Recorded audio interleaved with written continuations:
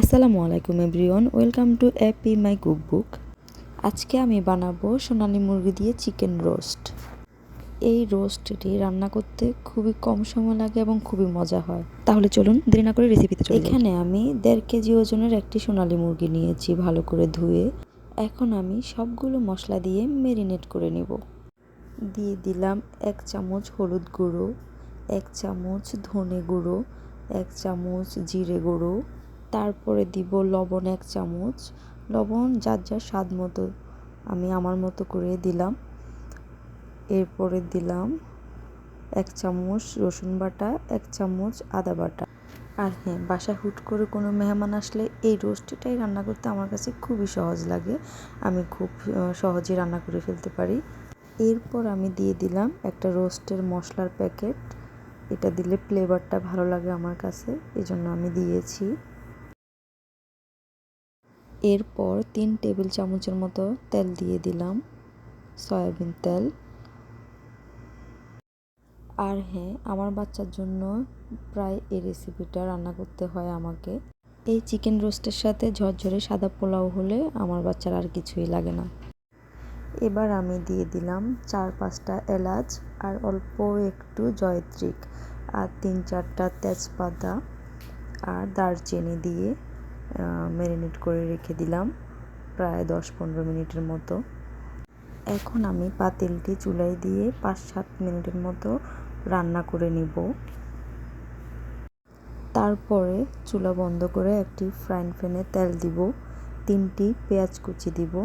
1-2 minute পেঁয়াজগুলো নাড়াচাড়া করে ঝোল থেকে চিকেনটা উঠিয়ে একটু ফ্রাই করে নিব।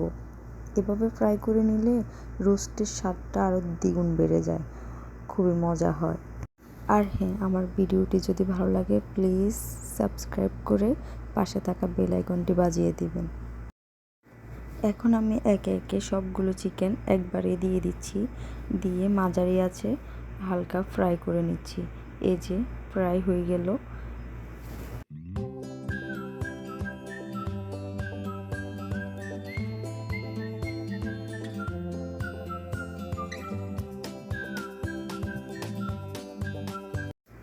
এখন মশলার ঝোলের মধ্যে ফ্রাই করা চিকেনটা দিয়ে দিব। আমার রান্না প্রায় শেষের দিকেই। একে একে সবগুলো দিয়ে দিব, সাথে ভেজে রাখা পেঁয়াজগুলোও দিয়ে দিব। এখন দিয়ে দিব নারকেল দুধ, বাদাম দুধ এবং পাউডার দুধ একসাথে মিক্স করে দিয়ে দিব। এই দুধগুলো দেওয়ার পরে রোস্টের আসল স্বাদ চলে আসবে। এই রোস্টে আমি এখনও কোনো কাঁচামরিচ, কোনো মরিচ গুঁড়ো অ্যাড করি নাই। এখন আমি দিয়ে দিলাম 5-6টা কাঁচামরিচ, আস্ত কাঁচামরিচ দিতে হবে, ভেঙে দিলে ঝাল বের হয়ে যাবে, মজা লাগবে না। এখন দিয়ে দিলাম একটু লেবুর রস, শুধু ফ্লেভারের জন্য। এই রোস্টে আমি কখনো ডিরেক্ট ঘি দেই না, কেন জানি আমার ভালো লাগে না। এই যে আমি ঘিয়ের মধ্যে একটা পেঁয়াজ কুচি দিয়ে বেরেস্তার মতো করে ঘি আর পেঁয়াজ একসাথে আমি রোস্টের মধ্যে দিয়ে দিই। আমার কাছে এভাবেই খুব মজা লাগে। আর রোস্টের কালারটাও খুবই দারুণ লাগে দেখতে, খেতেও খুব মজা লাগে। এই রোস্ট ঝরঝরে পোলাওর সাথে খুবই মজা লাগে। এখন আমার চিকেন রোস্ট রান্না করা কমপ্লিট। দেখুন কালারটা কি দারুণ এসেছে, খুবই সুন্দর এসেছে, খেতেও অনেক মজা হয়েছে। এভাবে রান্না করে দিলে হুট করে কোনো মেহমান আসলে খুব খুশি হবে। আর সাথে পোলাও রান্না করেছি। এই যে আজ এই পর্যন্ত, আল্লাহ হাফেজ।